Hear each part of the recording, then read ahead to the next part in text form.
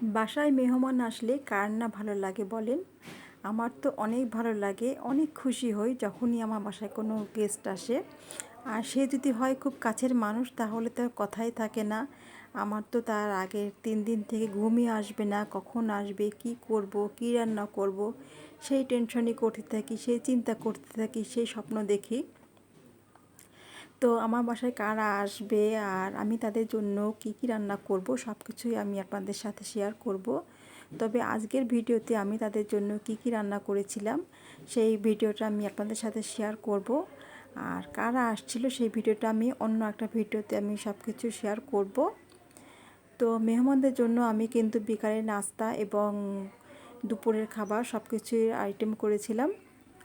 আসসালামু আলাইকুম, কি অবস্থা, কেমন আছেন সবাই? আলহামদুলিল্লাহ, আমি কিন্তু আপনাদের দোয়ায় অনেক ভালো আছি। আর আমাদের বাসায় যে গেস্ট আসছে তাদের কিন্তু চিংড়ি মাছের কোপ্তাটা অনেক পছন্দ। তো চিংড়ি মাছের কোপ্তাটা করার জন্য আমি চিংড়ি মাছটা আগে থেকে ব্লেন্ড করে রেখেছিলাম। আর কোপ্তাটা আমি তেলে ভেজে নিয়ে এখন নারকেল দুধে রান্না করে নিয়েছি। আর এই কোপ্তাটা কিন্তু অনেকদিন ধরে তারা রিকোয়েস্ট করছিল আমার কাছে এটা খাওয়ার জন্য। তো অবশেষে আমি তাদেরকে খাওয়াতে পেরেছি। আমার মনে একটা তৃপ্তি হয়েছে যে তাদেরকে আমি কোপ্তাটা খাওয়াতে পেরেছি। অনেকে কিন্তু আমার অনেক ভিডিও দেখে খেতে চায় অনেক কিছুই, কিন্তু সবাইকে তো আর খাওয়ানো সম্ভব হয় না। আর মেহমান আসবে গরুর মাংস রান্না করব না, এটা কি হয় নাকি?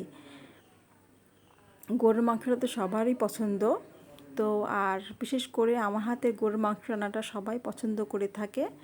এজন্য আমি অল্প কিছু আলু দিয়ে মাংসটা রান্না করে নিয়েছি। আর আমি এখানে কিছু কুমড়ো শাক রান্না করব মাগুর মাছ দিয়ে।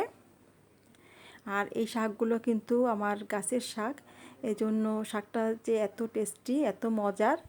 আর এই শাকগুলো আমি যাদের যাদের খেতে দিয়েছি সবাই অনেক প্রশংসা করেছে।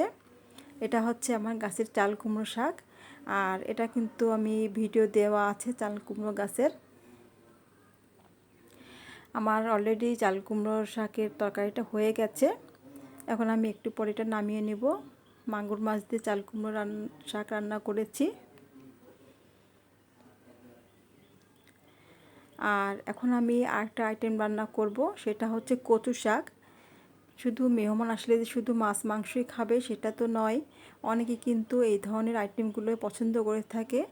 বিশেষ করে আমার কিন্তু খুবই পছন্দ কচু শাক। আর যদি ইলিশ মাছের মাথা দিয়ে রান্না করা হয় তাহলে তো কথাই থাকে না। হ্যাঁ, আজকে কিন্তু এটা আমি ইলিশ মাছের মাথা দিয়ে রান্না করেছি। আর খেতে কিন্তু অসাধারণ হয়েছিল। আর বাসায় কিছু মিষ্টি কুমড়ো ছিল, সেগুলো আমি এরকম চাকচাক করে কেটে নিয়ে ভেজে নিচ্ছি। এগুলো আমি শুধুমাত্র কাঁচা মরিচ আর পেঁয়াজ দিয়ে ভেজে নিব, এতে কোনো পানি দিব না, দো পেঁয়াজের মতো করে ভাজবো। এটা হচ্ছে খুবই একটা মিষ্টি মিষ্টি লাগে।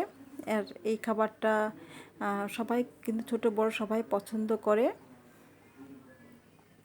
ভাবছিলাম একটু মোচাও রান্না করব, কিন্তু আমি সেদিন মোচা পাইনি সারা বাজার ঘুরে। তাই ভাবলাম যে একটু মিষ্টি কুমড়ো ছিল ঘরে, এটা ভেজে দিই। তো মিষ্টি কুমড়োগুলো কিন্তু আমার তেলে ভেজে নেওয়া হয়ে গেছে।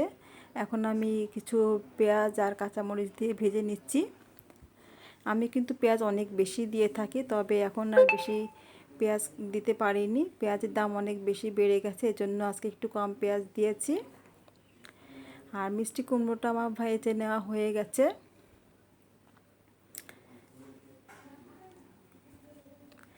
আর বিকালের নাস্তার জন্য আমি কিছুটা সেমাই রান্না করে নিচ্ছি দুধ দিয়ে। এটা রান্না করে আমি ঠান্ডা করতে দিব। ঠান্ডা করার পর এটা আমি বিকালে এটা নাস্তা দেওয়ার জন্য এটা সেমাইটা রান্না করে নিয়েছি। আর আমার হাতে সেমাই রান্নাটা কিন্তু সবাই খুবই পছন্দ করে থাকে। সেমাইটা আমি সুন্দর করে আগে ভেজে নিয়েছিলাম, তারপর দুধ দিয়ে রান্না করে নিয়েছি কিশমিশ কাজু বাদাম পেস্তা বাদাম দিয়ে।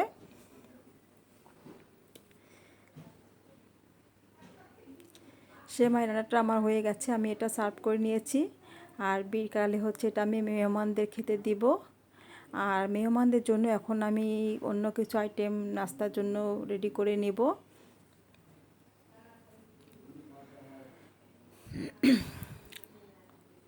বিকালে নাস্তার জন্য আমি কিছু চিকেন মেরিনেট করে রেখেছিলাম, সেটা আমি এখন ভেজে নিচ্ছি। আমি এটা চিকেন চাপ করতেছি। আর চিকেন চাপটা আমি এবার ফার্স্ট টাইম করছি। চিকেন চাপটা আমি আগে কখনো করিনি। আমি এটা ইউটিউব দেখে কেমন কী হয় আমি জানি না, তবে ভয়ে ভয়ে ছিলাম, কিন্তু খেতে কিন্তু খুবই ভালো হয়েছিল। চিকেন চাপগুলো আমার ভেজে নেওয়া হয়ে গেছে। এখন আমি এটা কি দেখাবো, তাও তো একটা কথা থাকে, লুচি নাকি পরোটা। আমি এটা লুচি দিয়েই এটা পরিবেশন করব। তো লুচির জন্য আমি ডোটা আগে থেকে করে রেখেছিলাম। এখন আমি গরম গরম লুচিগুলো ভেজে নিচ্ছি। বুঝতে পারছেন, একা হাতে সব কাজ করতে হবে, সব কাজ তো আমাকেই করতে হবে। এজন্য আমি একা হাতে সব আস্তে আস্তে করে গুছিয়ে নিচ্ছি। লুচিগুলো কিন্তু আলহামদুলিল্লাহ অনেক সুন্দর ফুলে উঠেছে।